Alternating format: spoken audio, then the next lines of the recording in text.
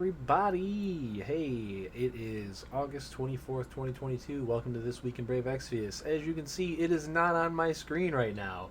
And if you have been paying attention to what's been happening today on Wednesday, you will very well know that unfortunately for all of us that are Facebook account synced players, well, we're in that one little scenario where the Facebook servers are not talking to the Brave Exvius servers, and I don't really use Facebook anymore. I personally decided to leave that platform quite a while ago. I still do have it for this game in particular, Brave Exvius, and just for some small little things that social things, like one of my local businesses that I'm very involved with posts their news there. So I go on once a week and I check the news. That's all I do. I don't look at the timeline or do any of that kind of stuff. But today I did go and scope it out just to see if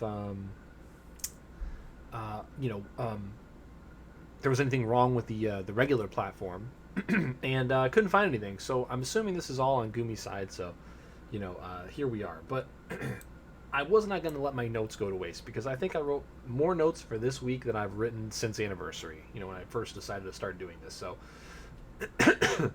there's too much news to go over that happened this week. We had a live stream. We had a lot of other stuff. We had a new unit for Ka. We had a new Ka. We had a new card. We had, all kinds of other stuff that's going on. But we had to talk about that real quick. So, hey, bonus 10 plus hours of maintenance for all you guys out there that log in or your account's tied to Facebook. This is one of those problems, right? When an app you use is tied to a platform that doesn't have anything to do with it, here you go, right? So, yeah, I definitely didn't do all my ore today, so I'm going to miss out on some more. I'm going to miss out on the last probably 10 raid orbs. And I think item world lasts for another week, so that's not going away or anything. But yeah, if you wanted to burn any tickets on Olive, that you're not going to get the opportunity. So let me just briefly touch on one more thing that has to do with this. A lot of players who were in the process of earning their last select ticket, their last NV select ticket, they needed to do that by doing enough item world runs. A lot of people don't have 1,000 item world refresh orbs saved up like some of us do.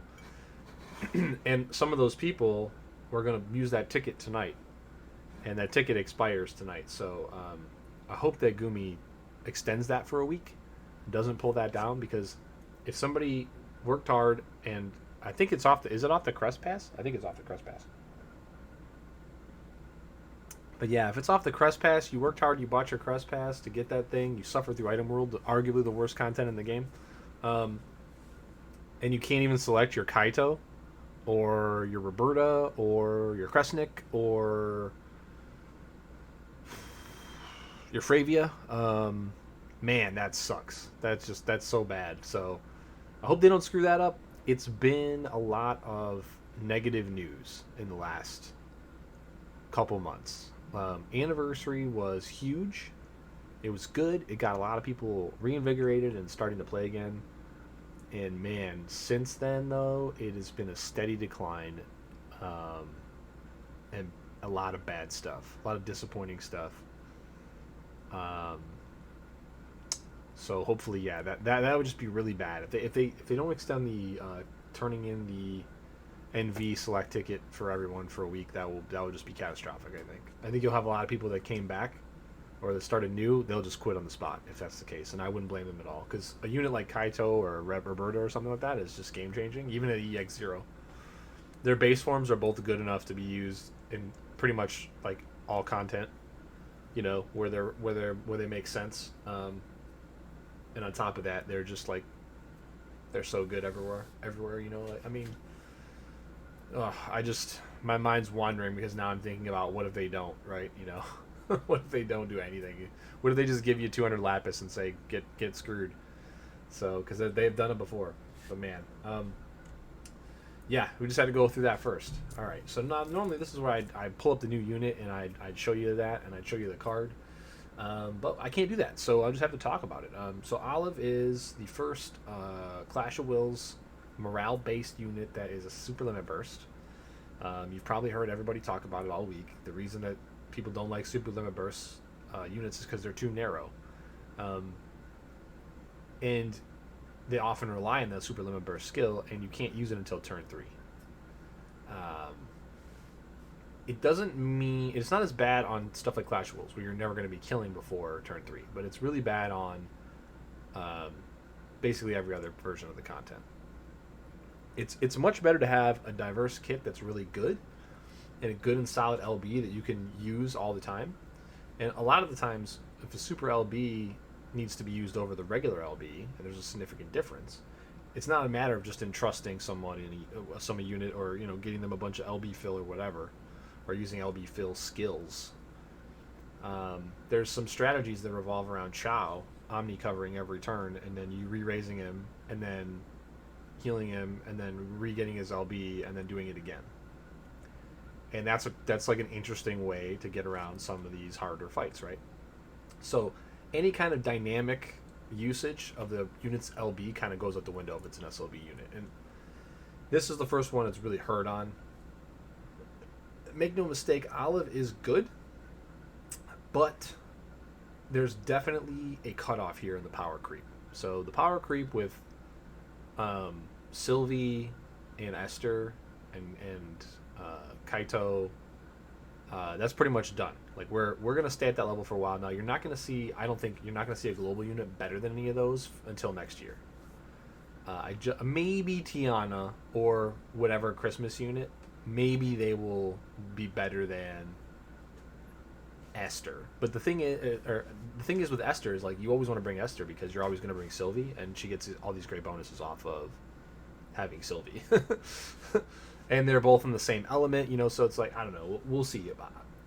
But I think this is clearly a statement because they gave us Wilk, which is like, he's got good damage and a 90% break. Not the best damage, but good damage, 90% break. He has weapon imperils for a weapon that basically isn't used at all, and a weapon that's used fairly commonly in fist weapons. So, he's got interesting uses. He's got 2 different elements. There's a stacking LB. He has all kinds of cool stuff like reducing accuracy and shit like that. So he's definitely an interesting unit. And he's very powerful. He lines up with Roberta, Kaito, Esther, Sylvie, and Chizuru. Sorry, I forgot Chizuru. Chizuru is also very good. So I think they dipped their toes in the water. They tried a trans shift unit. They made her really, really good so that people wouldn't complain. And now Olive, not only they're trying SLB, but they're pulling the veil back a little bit. So the big thing about Olive is that she does not share her buffs with the rest of the party, which is kind of rough in this meta. You really don't want to have a bunch of buffs that can't be shared with the party and waste a slot on that unit when you can just put a pure raw damage dealer in there that gets everybody else's buffs and just goes and does more damage. So they did push her damage a bit. It's pretty good. It's up there. It's at the top. And it is imbuable. She doesn't have an element. She can add, I think, 1 or 2 elements to herself, but she can also just receive whatever element, so that's good. And she has a 90% spirit break, so she's effectively replacing Louise. But yeah, her killers she doesn't share, so unless you have non-caw content with Mastermind Zahn, there's no way to take advantage of her very, very good individual buffs. However, she does do great damage, so again, if you need a finisher and you're worried in the future that magic damage will be needed, she's probably worth it, especially because of the card. So let's talk about the card a little bit now. So the card is inside of its own banner, but you get 6 Olive tickets to get to it. And so that means you only have to do 2 laps of the regular step up to get to the pity. I was waffling, and I decided, I think on Sunday, I was streaming on Sunday, I decided to go ahead and pull for the card. I got no olives, so I decided to do the last 2 steps and go to the pity, and I got no olives. So I got literally only my pity olive. Probably the worst luck I've had on a banner the entire year, actually. I don't think I've pulled on a banner and not got at least 1 extra copy of anything that I pulled on. and I've been pulling once a month since like February. Well, that's not true. I skipped Esther. I didn't pull on Cog either. I mean, I've just been pulling the Clash unit. I've been pulling the Clash unit, except I didn't pull on Esther because she was premium, and I got really screwed by pulling on Xenogears because that's one of my favorite games. We'll talk about that later because there's new Xenogears stuff coming. But yeah, so the card is solid. The problem with the card is it's also speculative. So what the card's main thing does is the third ability gives you a big fat LB damage boost for 5 turns. So if you're going to do your big damage turn in Clash of Wills, it has to be before turn 5 with this card, which that's not always that difficult to do. It really depends on the fight and the mechanics of the boss and so on. It could also come back to bite you, and it'd be completely useless if you can't do that. Like I think the last Clash, there was very few ways to do 2.5 billion or higher before turn 6 or 7. I think I don't recall exactly, but yeah, it was pretty rough. So, it's speculative because you don't know where it's going to be good. One thing that it does have in its favor though is Chamber of the Vengeful is a thing, and if they continue to put bosses in the Chamber of the Vengeful, there's going to be a lot of strategies where you're going to be clearing your Chamber of the Vengeful boss in 5 turns or less, and you're going to be cycling one unit in and out every time you run it to get your unique clear achievements for your other rewards, right? So really, if you pull on the card, you're hedging for Chamber of the Vengeful more than Clash of Wills, to be honest. If you think that you're going to need a little bit extra help in Chamber of the Vengeful, if you don't have like a really massive unit pool, you don't have whaled out gear and so on, it's probably a good thing to at least get the card, even if you don't get an olive, because the card will probably not be replaced for much longer time than the olive unit herself.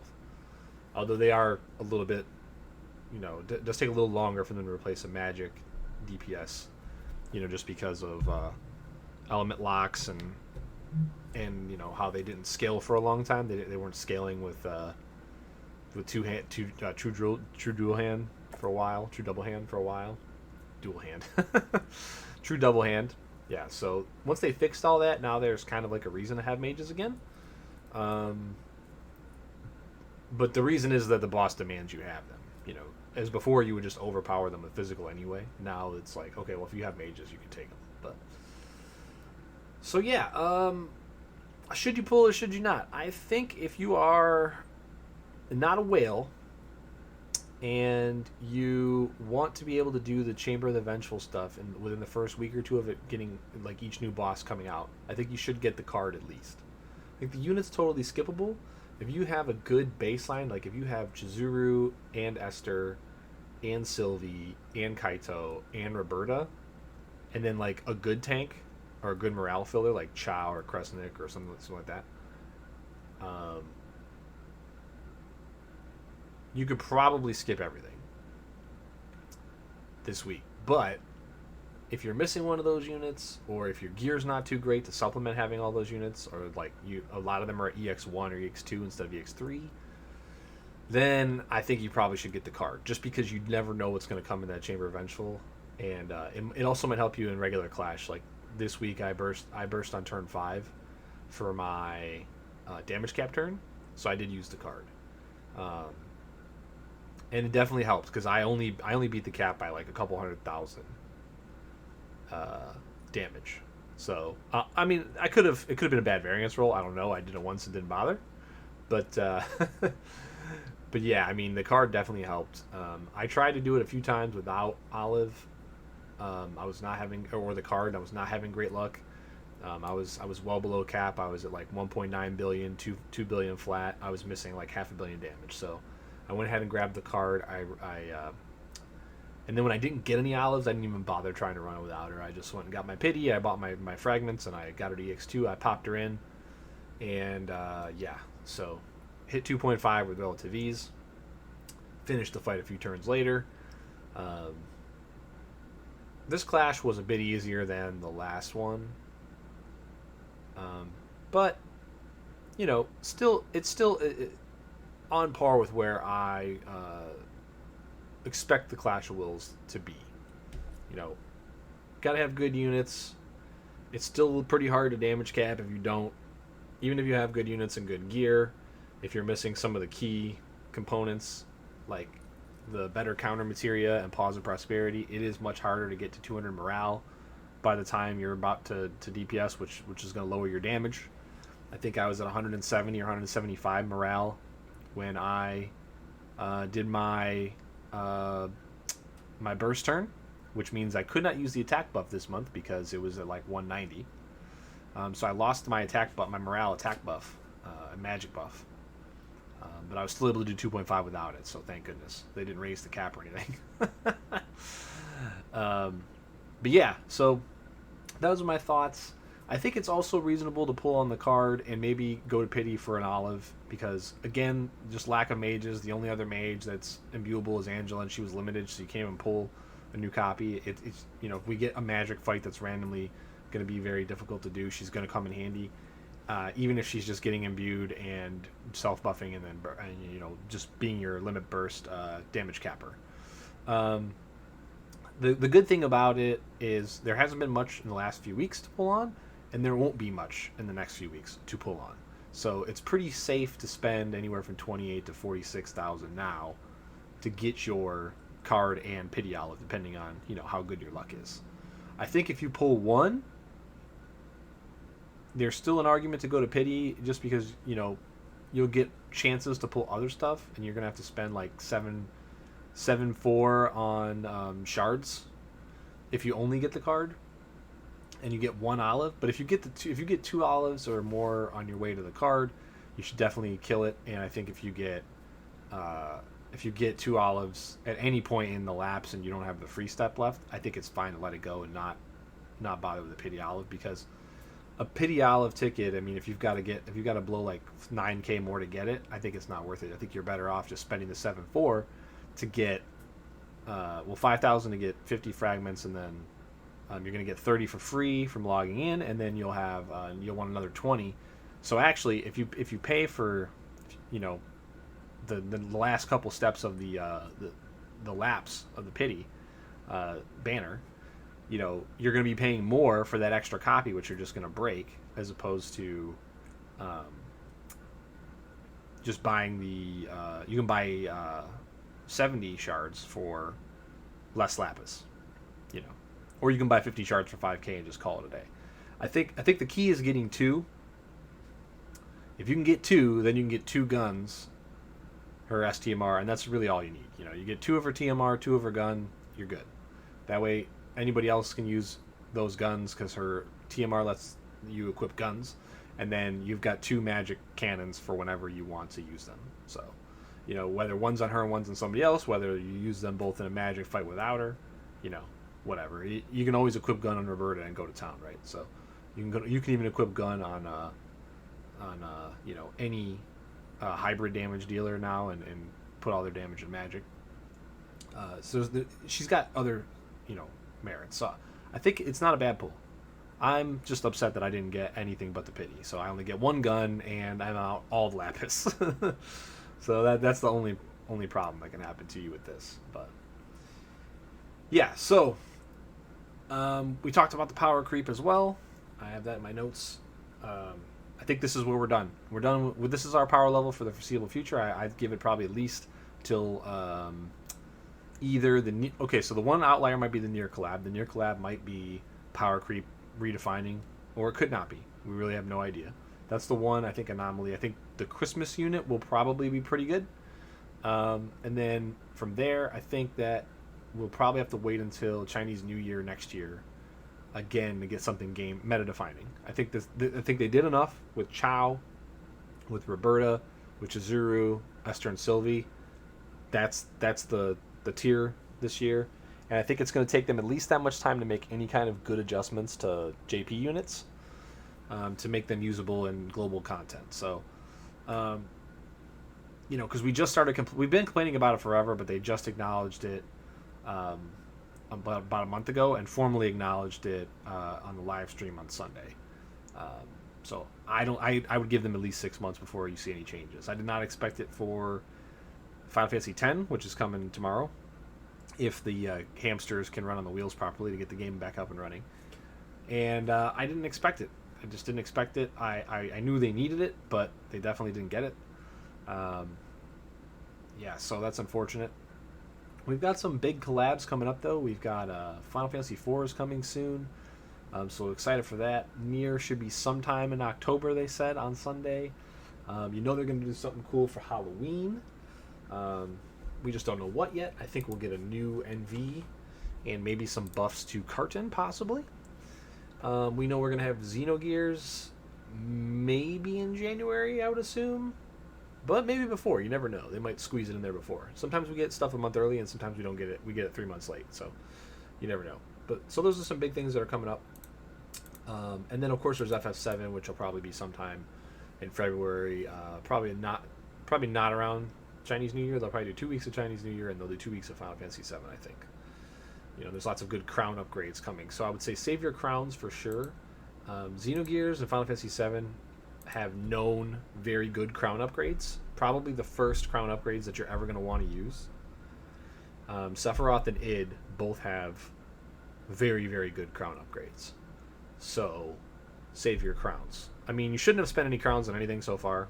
So if you have every crown, you have like 20-something crowns. But save them for later. They did let us know that in Final Fantasy X there are going to be some upgrades to Yuna and Auron on the weekend live stream. And they're going to give us a free Yuna, which is cool. I mean, I already have two. One at DX3 and one at DX whatever. But it is what it is. The one thing I would note, though, is there is going to be a limited time piece of gear. So you definitely want to make sure you get your free Yuna and also do whatever you need to do to get that piece of gear. You don't want to miss out on that. It's fairly unique, if I recall correctly, and you definitely don't want to, pass that up. Because she's going to be useful for content coming in the future. There's going to be some weak to light stuff. Especially when the second part of the banner comes and Kuja's the NVA, because he's the copy paste light impaler or light breaker. So, what's up, John? Good to see you as always. So that's what we got for the collabs. Let's talk about this week's content. We already talked about Clash. The only thing I'll actually additionally note about Clash was it was Demon and Aqua. Aqua Killer was a little bit rough. But in the Clash shop are 2 copies of this material called Seaweed Slayer, I believe. And it's 50 Aqua Killer and like 70 attack and magic. So I would strongly suggest picking those up if you are having some trouble this week. Also, what you can do is there are 2 different 3-star units that you can get from friend summon points that you can TMR Aqua Killer. So there's the 1-star unit that has it. I don't remember which one, but it's in there. And then also there is Soldier's Protection, which has 50% Aqua Killer off of the old Ferris. And I think you can still summon Ferris for some reason. You can't summon like Guy or any of these other characters that we need from the 3-star pool. So they really need to fix that. They really need to like recombine the 3-star pool back to normal. And they probably need to cut off the NV pool, actually. So, yeah, I have Facebook, which is why I'm not logged into the game right now. We can't get in. We got what I would like to call bonus maintenance. We got 16 hours of maintenance instead of 10 hours of maintenance or whatever. I logged in to do my second run of dailies today, and boom, dead. So there you go. Talk about it at the top of the show. So this is my side game. I got my side game up. We'll play a little bit of my side game before I'm off. But we're gonna do some more Final Fantasy tonight. This is Final Fantasy week on the stream. So, but yeah. So I would strongly recommend just farming out some more Aqua Killer. That'll definitely help you out this week on the Clash. It is rarer, so you're gonna have to go and work for it. Unfortunately, there's no Aqua 12 types yet. But when we get one, I've got like 8 Aqua Killers ready to combine. So we finally got our daily Shard dungeon. Not as good as I initially hoped. I thought they were going to do the 1 through 5. They turned out they cut it to 1 through 3. Not that big of a pain point because like 4s and 5s were like literally 0.001% on JP. Like there's like 3 screenshots I've ever seen of a 4 or a 5, and you know, we can't even verify them. So in theory, that's not that bad of a nerf. If you do your daily shard dungeon every day, you still get a minimum of 90 shards for every unit you take through. So 450 shards. You only got a maximum of 70 each time we got the shard dungeon before, and we weren't even guaranteed to get it every 3 months. Sometimes it was late. So at least this way, you're getting way more shards than you would. I'm not going to talk about the reset bug because I don't really care enough to do it. But there is a way to reset it and try to reroll if you have energy to do that. I don't really. I'm still farming a lot of ore, so I'm blowing 400 energy a day on Esper ore to, you know, soft cap all my Espers. But you can do a reset. There's videos on it. They have not patched that out. I think they probably will at some point, but we just had an app title update, so I don't see us getting it until then. Probably if they patch that out in some way, they will do it with the inventory upgrade, which should be the next app update in a couple months. But I don't even know if they patched that on JP, so they might just not bother to patch it. Which is fine. I mean, you can still exit out of stuff and come back in if you fuck up a turn in quests. So they never patched that out, so that's fine. We got a daily farm boss and an EX boss. The daily farm boss is normally annoying and pointless, and I don't ever like doing it. However, this week's daily farm boss drops 5 Esper ore every day, which is awesome because that's one of the most expensive things that we can farm, and I appreciate that, especially with 3-star Asura and Bahamut out there, and all the players that need to max those Espers out. You know, they definitely need the Esper ore, so that's cool.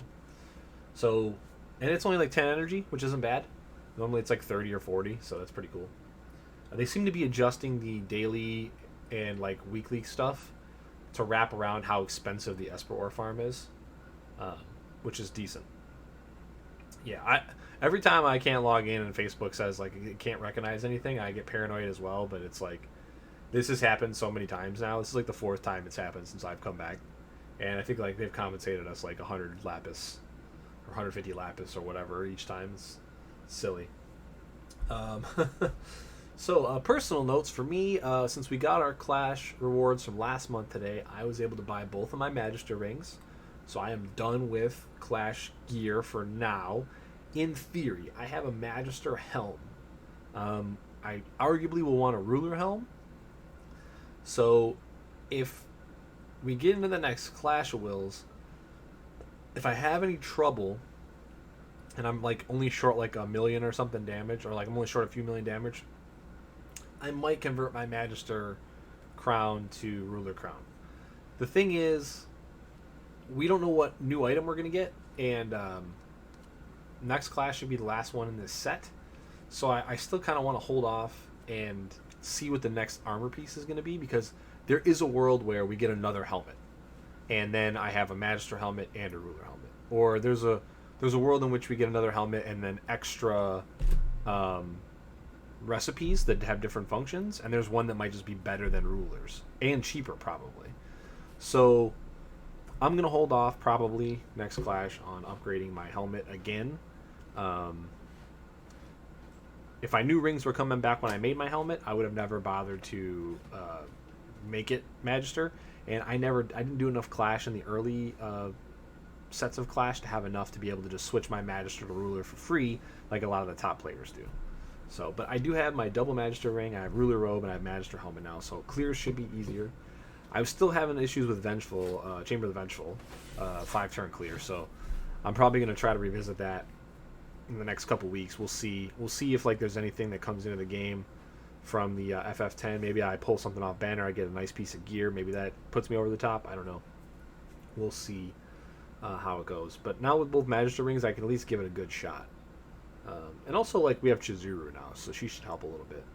And I might have her EX3 in a couple weeks, so we'll see. But let's go over just some of the additional notes from the live stream that I didn't talk about. We talked about the units not being very good, no buffs. We talked about or on a unit getting buffed. And then, like, make sure you log in, get your free unit, make sure you get the free equipment, as that will be a limited time equipment. And then I have one more note here that the new person, Tony, was on the live stream. So I think it's safe to assume that he is taking over Shaylee's role on the show. And we're going back to a monthly format with the streams.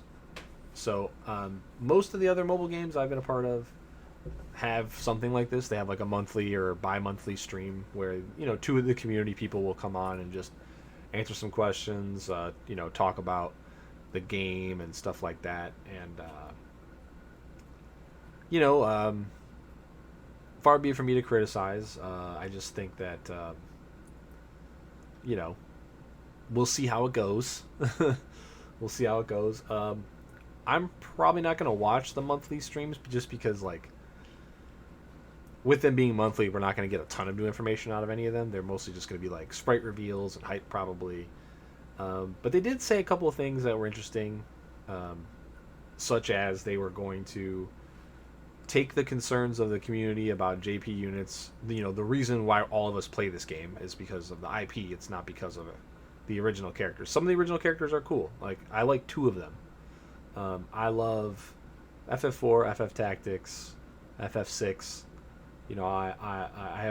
I'm fond of 7, 5, 1. I'm fond of some of the collabs, like and so on. But, like Xenogears, obviously. But when the FF4 units come out and they don't work in any of the content that we do on Global, it feels extra bad because then I pull for these units knowing that I can't even use them. They're going on the trophy wall. I buy really cool looking Magic cards, but I also put them in a deck and I play them, right? So, I have a really cool looking card, but I can actually put it in a deck and I can actually use it and play it. And that's just kind of like, it makes it feel better. It makes it feel like spending the money is more worth it. So, like, here, I'll show you real quick. I'll pop on my extra light here and just give you a glance at this. This is a special edition card from what's called Secret Lair. If you're not familiar with Magic, what they do is every couple months they work together with another company that secures art, and they make these special versions of these cards. And this is a really old card. It was printed in the very beginning of the game back in '93. It's called Lightning Bolt. But they did a collaboration with Capcom to make Street Fighter, and they put 8 different characters, and they made their own unique cards, and they're totally allowed to be played in the more casual formats. And this was one of the bonuses. It's like literally reuse Hadouken, and you can see underneath there's a lightning bolt. They've had collabs with Godzilla. There's an upcoming collab with Warhammer, which is also on the screen. And this was a bonus card in buying the set of 8. And I can take this and I can put it in my deck and I can actually play with it. But when I pull for a JP unit, or let's say the Nier collab goes the way of Xenogears and the units are terrible, or like there's one really good unit but they're both premium or something, and it's like going to get power crept in like a month or 2. That's discouraging, and it puts everybody into what's the way to say it, like it puts everybody into like a casual observer mode, like coasting. It puts everybody in like a coasting mode, like I'm just gonna coast along, check out the Clash unit. Is the Clash unit any good? Okay, it's not. Don't pull. Okay, it is. Pull. And then I know I got 3 weeks of nothing to pull for. And I think that's bad. I think that's bad for revenue, obviously. I think that's bad for the game because people can't do what they actually want to do, which is build 5 or 6 of their different Final Fantasy game favorite characters together and go like, attack stuff and beat it and all that. So it's good that on the stream they acknowledge that at least the community team is taking these concerns to the developer. Now, if the developer doesn't do anything with that, then it is what it is. But I've been a part of some games where the community team has been bad and the developer hasn't been bad. And I've also been a part of some games where the community team's been great and the developer's been bad. Now, ideally, they're both great, but you get what you get. So we'll see how this goes in the future, and hopefully it goes really well. I like the game. I don't want it to go anywhere. I like how much it respects my time. I don't have to literally leave my phone open all day to keep up. I can log in and play for 20 minutes and maybe 2-3 times a day maximum, and I'm good. I like that there's off weeks where we have nothing to do, because then I can go out and do other things. I don't have to be glued to my phone. It doesn't become a part-time job like a grindy game would. So I like those parts of the game. So I hope everything works out, and I hope we get good units before the end of the year. I just don't think we're gonna get any good units. I don't think we're gonna get any more meta game-breaking units. So, but yeah. So there you go. That's this week in Brave Exvius. And I'm gonna cut it off here so I can post this video over to YouTube. Sorry, we didn't have game footage, but Gumi does what Gumi does. But I wasn't just gonna cop out and not do the show anyway. I wrote good notes. I wrote a bunch of copium notes, so I was like gonna definitely go over them. And then if you want to join me over live, the link will be in the description. You can check that out. I'm over on Twitch. I stream on Wednesdays and Sundays usually. I will update the schedule. The page has a schedule, and there are bonus days sometimes on Mondays and Fridays, depending on when I'm available, to do other stuff. So this weekend, we're definitely going to be playing some Final Fantasy XIV. New patch just came out. We've got story quests to do. We've got relic weapons to get and farm. And I'm definitely going to be leveling up another job from whatever I start at to 90. So I don't know what that is yet. I haven't decided. I think I have 8 jobs already at 90. And full world visit is implemented in the game. I don't know how well it works because I haven't played since they've implemented it. But I will be doing that. So if you are a Final Fantasy XIV player and you're seeing this sometime between the end of August and the end of September, maybe even to the end of October, depending on how much fun I'm having. I might do 2 months this time around. Definitely hit me up. Click on that Twitch link in there, and then down in the description of my Twitch page, we have my Discord and everything. You can join it. I will come to your server if you're in NA and play with you. I have no problems doing any of that. Come find me on there. And that will be making up most of the bonus streams and weekend streams and what we do after this show when we record it on Wednesday night. So, yeah, that's where we're going to cut it off now for this week in Brave Exvius. Thanks for coming by again, guys. And, hopefully, if you're on Facebook, you'll be able to log in tomorrow morning. Take it easy.